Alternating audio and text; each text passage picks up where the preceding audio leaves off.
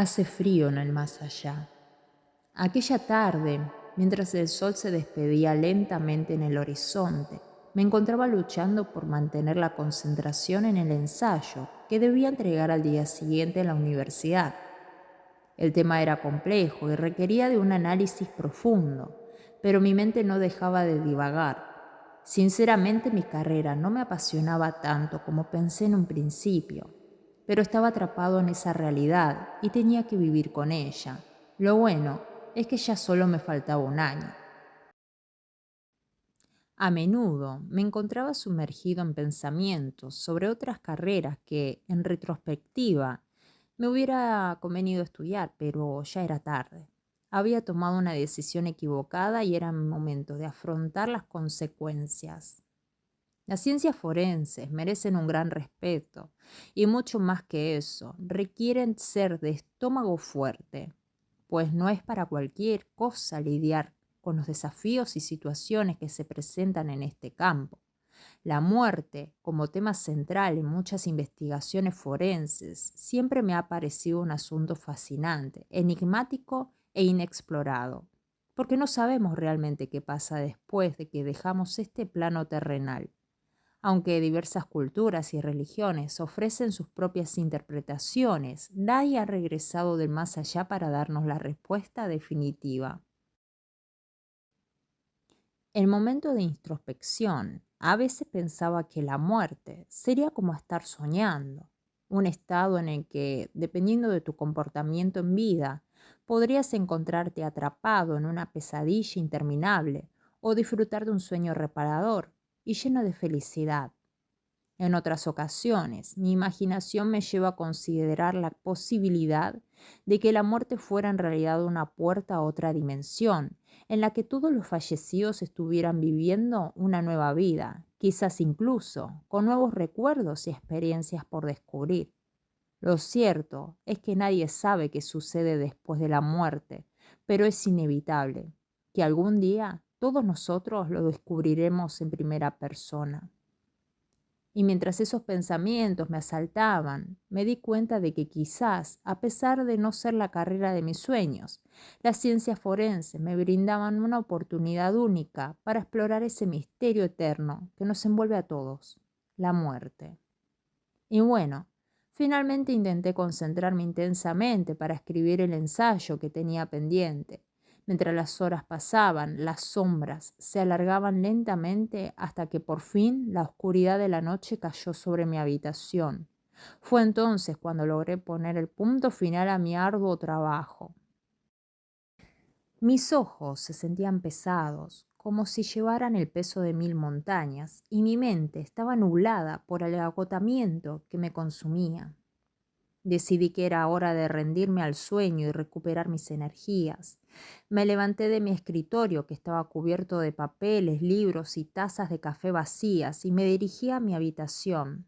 Vivía solo en la ciudad, lejos de mi hogar, en un pequeño pueblo de Michoacán, ya que había decidido mudarme para poder estudiar en la universidad.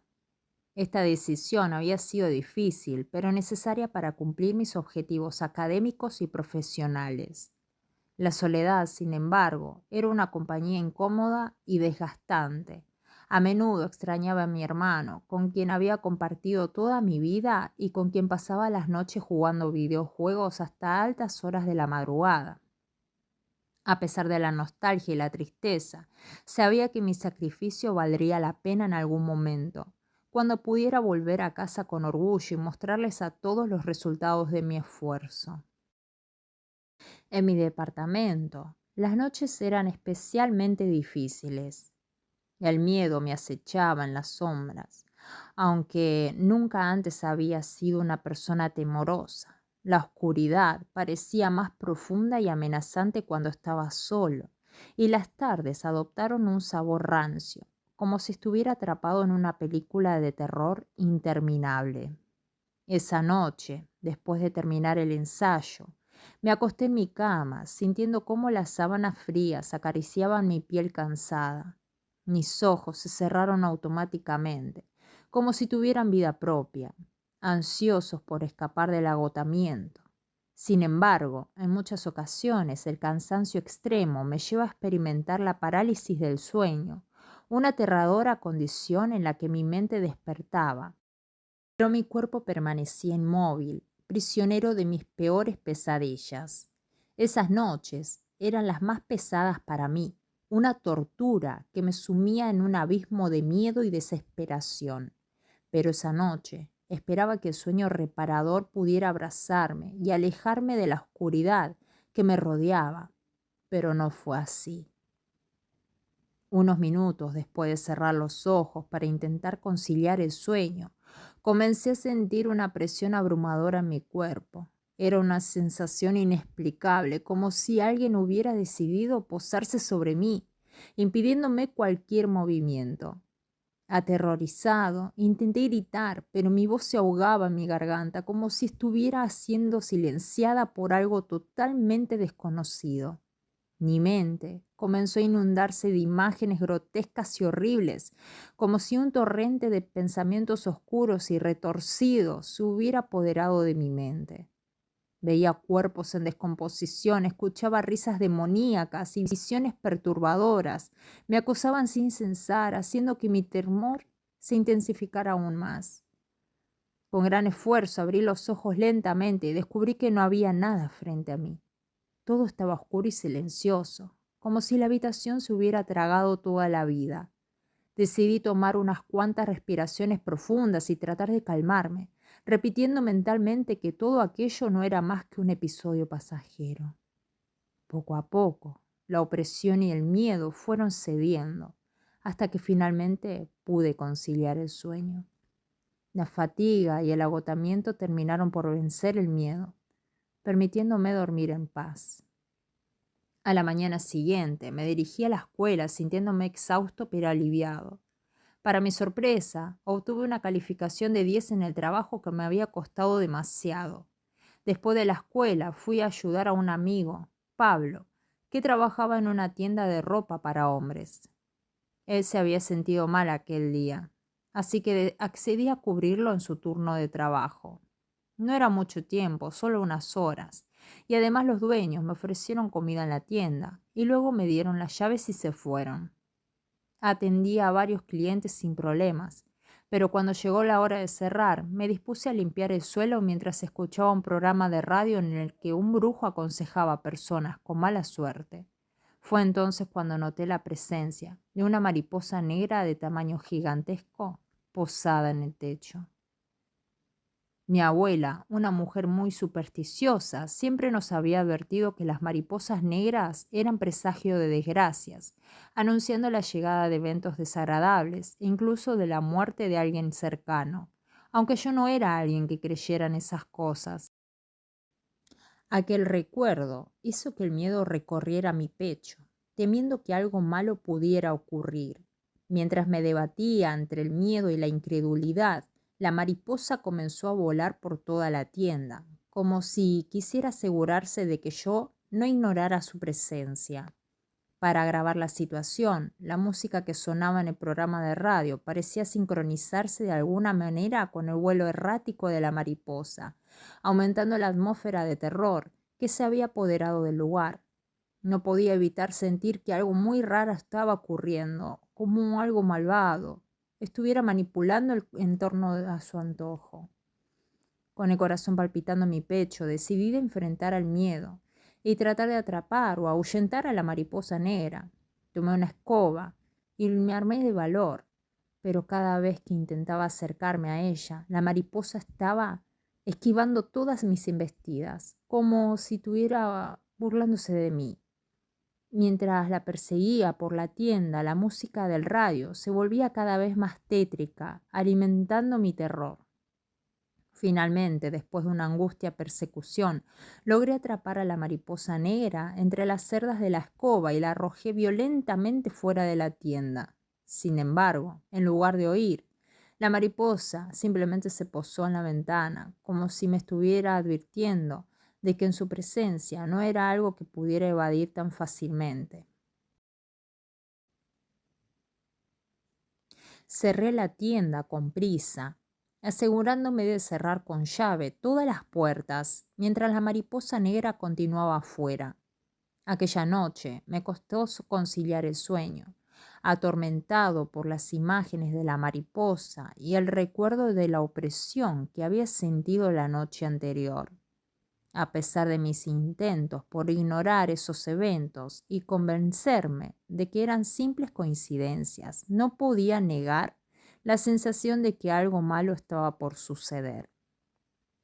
Al día siguiente le entregué las llaves a Pablo, pero opté por no mencionarle el extraño episodio de la mariposa que había presenciado la noche anterior. Sabía que, de hacerlo, Pablo seguramente se burlaría de mí, restándole importancia a lo que había vivido. Además, no podía descartar la posibilidad de que todo hubiera sido producto de mi imaginación, quizás debido a mi cansancio o al estrés acumulado. Tal vez había exagerado todo y no tenía sentido preocuparse.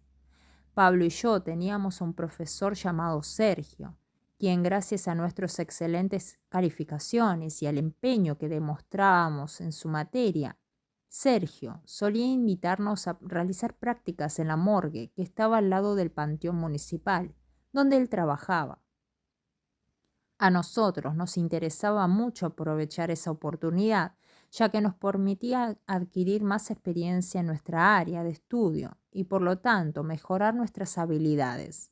Así que cada vez que nos llamaba para pedirnos ayuda en la morgue, no dudábamos en acudir. Cabe mencionar que Pablo, con otros compañeros de nuestra facultad y yo, solíamos salir de fiesta juntos durante los primeros años de nuestra formación académica. Cuando la madrugada llegaba y la fiesta acababa, en lugar de regresar a nuestras respectivas casas, nos dirigíamos al panteón municipal. Por algún motivo, ese lugar no contaba con vigilancia ni estaba cerrado al público, lo que nos permitía acceder libremente. Nos encantaba la idea de ponernos a prueba y asustarnos recorriendo los lúgubres pasillos del panteón, compartiendo historias de terror y desafiándonos a enfrentar nuestros miedos. Sin embargo, con el tiempo, la carga académica fue incrementándose y la escuela comenzó a exigirnos cada vez más. Los exámenes, las investigaciones, los proyectos y demás actividades relacionadas con nuestra formación empezaron a ocupar gran parte de nuestro tiempo libre. Ante esta situación, nos vimos con la necesidad de abandonar nuestras visitas nocturnas al panteón municipal y concentrarnos en nuestras responsabilidades académicas. De este modo, nuestras escapadas al panteón se convirtieron en algo que recordábamos cuando íbamos a ayudar al maestro en la morgue. Esa tarde el teléfono sonó, interrumpiendo mis pensamientos. Era el profesor Sergio, quien con una voz profunda me pidió que por favor fuera a ayudarlo en la morgue unas horas más tarde. Me informó que llevarían un cuerpo y que ya le habían avisado a Pablo. A pesar de sentirme cansado, después de un largo día, acepté ir. Decidí cenar algo rápido y ligero para no sentirme pesado durante la labor en la morgue. Tras la cena me di un baño relajante y me cambié a ropa cómoda, preparándome mentalmente para lo que me esperaba. Mientras me dirigía al lugar, la luna se asomaba al cielo, iluminando mi camino con su luz. Al llegar, me encontré con Pablo, quien había llegado casi al mismo tiempo que yo. Juntos nos detuvimos un momento frente al cementerio y no pude evitar recordar aquella mariposa negra que había visto sobre la tienda de ropa, pues se conectaba muchas veces con la muerte. El profesor Sergio nos recibió con una sonrisa cansada, abriendo la puerta de la morgue para que pasáramos. Al cruzar el umbral, nos invadió una atmósfera fría y lúgubre, como si la alegría y la esperanza hubieran sido desplazados por la tristeza y la desesperanza. El olor penetrante a desinfectantes mezclado con el aroma sutil de la muerte nos hizo estremecer. Las paredes grises, desprovistas de vida y color, parecían absorber cualquier rastro de felicidad. La plancha de metal fría nos causaba escalofríos al pensar en su propósito. Mientras esperábamos la llegada del cuerpo, el profesor Sergio comenzó a contarnos que se trataba del cuerpo de un niño, quien había sido atropellado debido a un descuido de sus padres. Sus palabras resonaron en mi mente, pues era muy triste y desafortunado que un niño perdiera la vida. No me parecía justo, pero esperaba que lo que había después de la muerte fuera un sueño y que para los niños fuera uno muy feliz. Pablo, conmovido, preguntó al profesor si era más complicado para él trabajar con casos de niños, ya que la muerte de alguien tan joven resulta especialmente desgarradora. El profesor, con una expresión de resignación, respondió que después de tantos años en su oficio, ya no le resultaba tan difícil lidiar con la muerte de los más pequeños, pero que al fin y al cabo seguía siendo humano y ver a un niño sin vida nunca era fácil de afrontar. En todas las ocasiones en las que el profesor nos había convocado para practicar en la morgue, nunca antes nos habíamos enfrentado a un caso de un niño. Aquella sería nuestra primera experiencia con la muerte en su versión más cruel y despiadada. El profesor Sergio reconoció por su meticulosa reparación y siempre disponer de todo material necesario. Sorprendentemente, llevaba consigo únicamente 2 pares de guantes en esa ocasión. Para optimizar el uso de sus guantes, me asignó la tarea de realizar la apertura del cadáver para la autopsia, mientras que mi compañero Pablo se encargaría de coser al final del procedimiento. Cuando el cuerpo llegó a la sala, una sensación inexplicable de incomodidad me invadió. De alguna manera, pude sentir el súbito y punzante dolor en el pecho. Con el corazón latiendo con fuerza, me dispuse a efectuar la incisión en el cuerpo, siguiendo las instrucciones del profesor Sergio. Mientras realizaba la autopsia, noté que mis manos estaban frías y temblorosas. Mi respiración se volvía cada vez más irregular. En el aire de la sala parecía haberse vuelto más denso y pesado. Cuando finalmente terminamos con la autopsia, Pablo se encargó de coser el cuerpo, tembloroso y con la cara pálida, como si hubiese visto un fantasma. Por mi parte, me deshice de los guantes que había utilizado, sintiendo un alivio temporal al saber que ya no los necesitaría. El profesor Sergio y yo observábamos atentamente cómo Pablo cosía el cuerpo con suma concentración. La sala estaba en completo silencio y solo se escuchaba el sutil sonido del hilo atravesando la piel del cadáver. Pero entonces algo inesperado sucedió. Cuando Pablo estaba por llegar al pecho del cuerpo, la mano del niño muerto se levantó bruscamente y agarró a Pablo del cuello con una fuerza sobrenatural. El grito de pánico de Pablo resonó en la sala mientras su cuerpo temblaba violentamente. A pesar de que el profesor Sergio intentó tranquilizarlo explicando que se trataba de un espasmo cadavérico, los ojos desorbitados y el rostro pálido de Pablo evidenciaban que aquellas palabras no le proporcionaban ningún consuelo. Sus manos temblaban como gelatinas mientras luchaba por soltarse del agarre del cadáver. Confieso que yo tampoco pude mantener la calma. Sintiendo un escalofrío recordé en mi espina dorsal al presenciar aquella escena tan escalofriante. A pesar de que en clases nos habían advertido sobre la posibilidad de que ocurrieran espasmos cadavéricos, nunca imaginé que sería tan aterrador verlo en persona, y mucho menos experimentar la sensación de que un ser sin vida te tomara de cuello. El profesor Sergio, consciente del miedo y la angustia que embargaba a Pablo en la sala, decidió intervenir de inmediato para liberarlo de aquel agarre. Con suma delicadeza y la experiencia adquirida a lo largo de los años, logró desprender la mano del cadáver del cuello de Pablo. El ambiente en la sala se volvió aún más espeso y sofocante mientras el profesor realizaba esta tarea, como si el aire mismo estuviera cargado de miedo. Una vez liberado, Pablo cayó de rodillas al suelo, jadeando y sollozando de puro terror. El profesor Sergio rápidamente lo ayudó a levantarse y lo llevó a un rincón de la sala para que pudiera recuperarse. Pero le explicó que debía continuar cosiendo el cuerpo, pues era el único que tenía guantes, pero Pablo negó con la cabeza. El profesor intentó tranquilizar a Pablo, explicándole que esas cosas solían suceder, Así que después de unos minutos, Pablo se armó de valor y se levantó para continuar su tarea. A pesar de que le costó mucho concentrarse debido a sus manos temblorosas y la tensión que sentía en su cuerpo, estaba a punto de terminar cuando algo aún más escalofriante ocurrió.